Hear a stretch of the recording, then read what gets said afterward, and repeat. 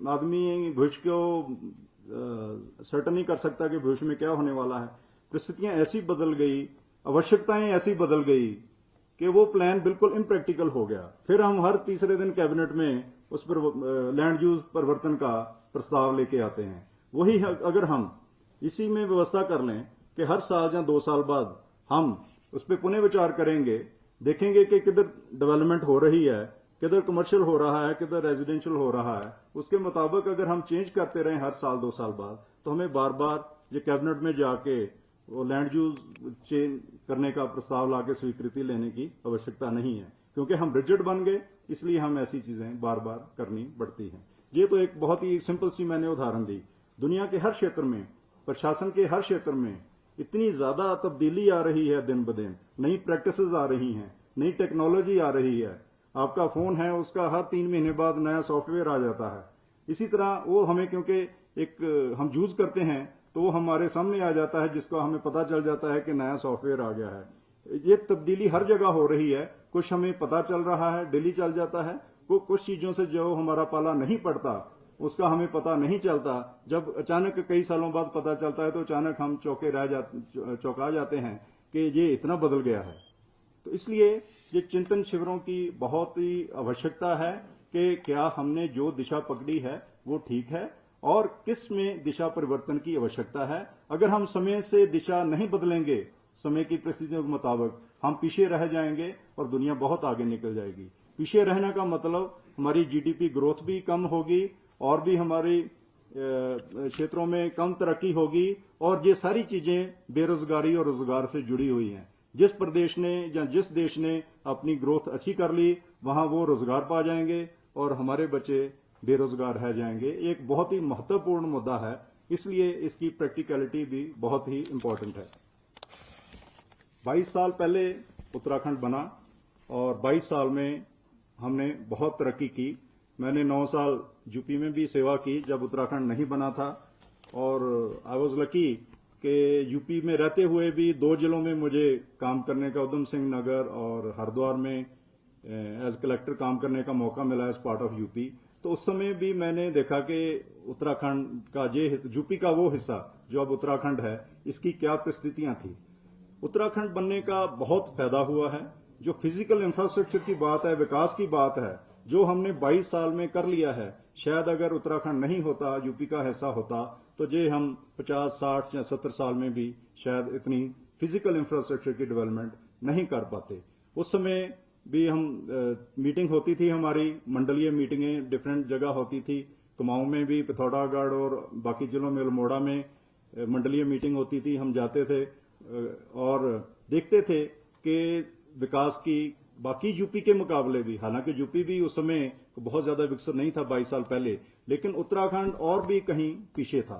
लेकिन हम अब डिफरेंट पैरामीटर्स में भारत सरकार की रैंकिंग आती है, हम ज्यादातर पैरामीटर्स में यूपी से कहीं आगे निकल गए हैं। यूपी नीचे वालों में जब देखना शुरू करते हैं तो वहीं कहीं होता है, और जब उत्तराखंड का नंबर आता है तो हम ज्यादातर पैरामीटर में टॉप 10 में आ चुके हैं। लेकिन इस सभी से हमें कॉम्प्लेसेंट नहीं होना है। ये नहीं कि हमने बहुत कुछ कर लिया है, बहुत कर लिया है, लेकिन बहुत अभी करना बाकी भी है। बहुत कुछ और भी हो सकता था जो किसी कारणवश हम नहीं कर पाए। लेकिन जैसे कहते हैं कि some people say we lost the bus, but there is never a last bus. हम अगली बस भी पकड़ सकते हैं, हम मंजिलें अभी भी अपनी हासिल कर सकते हैं। गरीबी की रेखा में जैसे हमने बहुत सी अपनी पॉपुलेशन को बाकी प्रदेशों के मुकाबले गरीबी रेखा से जो नीचे थी उसको ऊपर उठाया है, और अनएम्प्लॉयमेंट एक सारे देश में और दुनिया में भी मुद्दा है, और उत्तराखंड में एक बहुत बड़ा मुद्दा है जिसको हमें एड्रेस करना है। मुझे जो नियोजन विभाग ने एक स्पीच दी थी आज के बोलने वाले पॉइंट में, उसको ना बोल के कुछ मेरे दिमाग में जो चीजें आई हैं, मैं थोड़ी, क्योंकि ये मौका चिंतन शिविर ही जिसको कह रखे हैं, तो जो चिंतन में मेरे दिमाग में है, कुछ ब्लंट फैक्ट्स भी हैं, I would like to share with you. जो हमारा पोटेंशियल है, आप सभी भिगे हैं। मैं जस्ट इन ए मिनट और 2 आई वुड लाइक टू एनोमरेट। जैसे टूरिज्म हमारे देश की सबसे बड़ी स्ट्रेंथ है, लेकिन हमें चिंतन करना है, चाहे ये टॉपिक फॉर्मली आए या इनफॉर्मली आए, कि क्या जितना हमारा पोटेंशियल है क्या हम उतना कर पाए। अब 4 धाम में जब यात्रा चलती है तो इतने टूरिस्ट आता है, हमसे संभाला नहीं जाता। इस साल हमारे बाकी प्रदेश, हिमाचल या और प्रदेश टूरिस्ट को अट्रैक्ट करने की कोशिश करते हैं, हमारे उल्टा है। हमारे तो ऊपर से टॉप लेवल से भी मॉनिटर हो रहा था कि इतना ज्यादा टूरिस्ट आ गए हैं, कहीं स्टैम्पीड ना हो जाए, आप इनको संभालोगे कैसे। हमें डेली रिपोर्ट भेजनी पड़ती थी, किसी तरह हमने उसको संभाला। लेकिन जैसे 4 धाम का टूरिस्ट है, उसमें बहुत से टूरिस्ट हैं जो केवल धार्मिक भावना से आते हैं और जिनके पास ज्यादा स्रोत भी नहीं होते, वो अपने पैसे सारा साल इकट्ठा करके यात्रा करके चले जाते हैं। लेकिन 20-30% ऐसे भी टूरिस्ट आते हैं जिनको पेइंग कैपेसिटी है। आपने देखा है कितनी आपको सिफारिशें लगती हैं कि मुझे हेलीकॉप्टर की टिकट दिलवा दीजिए, टिकट नहीं मिल रही, मीन्स कि उनको पैसे की कमी नहीं है। लेकिन जब मौसम खराब हो जाता है, वो कई कई दिन वहां वेट करते हैं और हेली कंपनियों को प्रेशराइज करते हैं कि हमें जल्दी पहुंचाओ। क्या उस टाइम को हम यूटिलाइज नहीं कर सकते? अगर हम वहीं ऐसी कोई टूरिस्ट फैसिलिटीज बना दें जिसमें वो एंटरटेन भी हों। अगर मौसम खराब हो गया, 2 दिन बैठा केवल हेलीकॉप्टर वाली कंपनी को प्रेशराइज ही कर रहा है।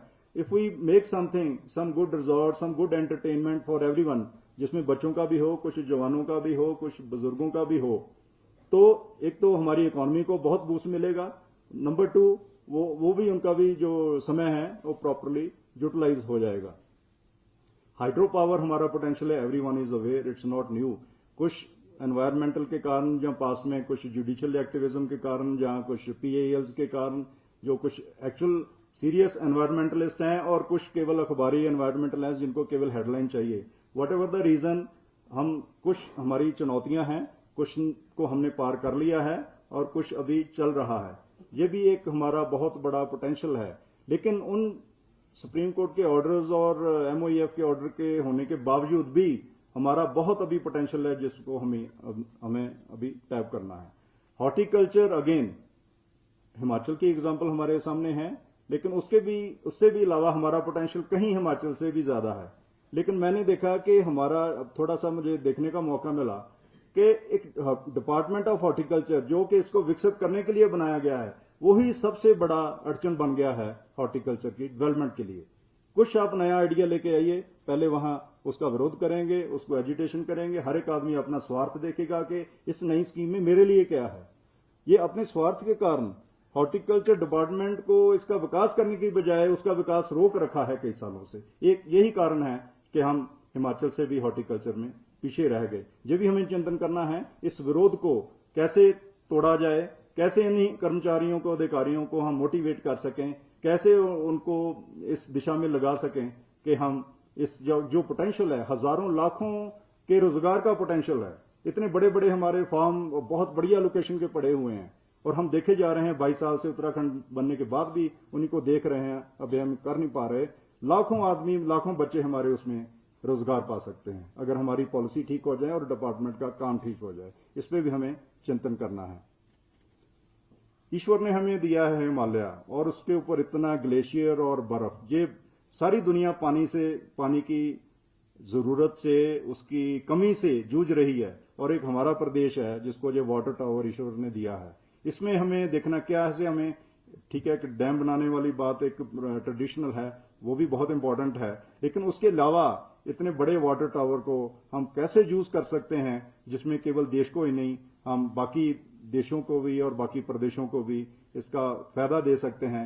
इसमें हमें इनोवेशन की जरूरत है। इसमें हम, जैसे हैकाथॉन होता है, यंग माइंड्स को हम एक प्रॉब्लम देते हैं, वो अपना सोल्यूशन देते हैं। हम एक प्रदेश में और एक देश में एक ऐसा एक हैकाथॉन भी, ये प्रॉब्लम भी फेंक सकते हैं बच्चों के सामने, यंग माइंड्स के सामने, कि देखते हैं कि वो क्या सोल्यूशन ला सकते हैं। और जैसे अभी इंडिया स्टार्टअप्स में भी आप देख रहे हैं, दुनिया में हम टॉप 5 में उभर के आ गए हैं और मुझे लग रहा है कि वो दिन दूर नहीं है जिसमें हम, जितनी हमारी पॉपुलेशन है, हम टॉप पोजीशन में स्टार्टअप में आ जाएंगे दुनिया में। और जितने हमारा यंग फर्टाइल माइंड्स नए नए सोल्यूशन निकाल रहा है, मुझे पूरा यकीन है कि अगर हम ये हैकाथॉन की तरह जो प्रॉब्लम पोज करेंगे अपने देश के यूथ को, तो definitely they will come with many bright ideas कि हम इसको कैसे यूज कर सकते हैं। हर्ब्स, हमारी इतना पोटेंशियल है। अभी प्राइवेट सेक्टर की एफर्ट से का पिछले कुछ सालों से बहुत ज्यादा इसमें रोजगार भी आ रहा है, बहुत लोग इसमें आ भी गए हैं ये देशों विदेशों से, लेकिन हमें अपनी एक पॉलिसी और इसको थोड़ा ठीक करना है कि जितना इसमें भी एम्प्लॉयमेंट का बहुत ज्यादा लाखों लोगों के एम्प्लॉयमेंट का पोटेंशियल है, इसको हम कैसे आगे बढ़ा सकते हैं, ये भी हमें इसके बारे भी चिंता करना है।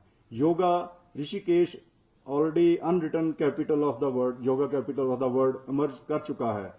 करीब 15 साल पहले मैं दिल्ली से शताब्दी से आ रहा था, मेरे साथ एक अंग्रेज बैठा था, तो बातचीत शुरू हो गई तो मैंने उसको पूछा कि आप क्या करते हो। कहता मैं इटली में योगा टीचर हूं और ऋषिकेश 2 वीक की ट्रेनिंग के लिए आया हूं और जब मैं वापस जाऊंगा मेरी सैलरी डबल हो जाएगी।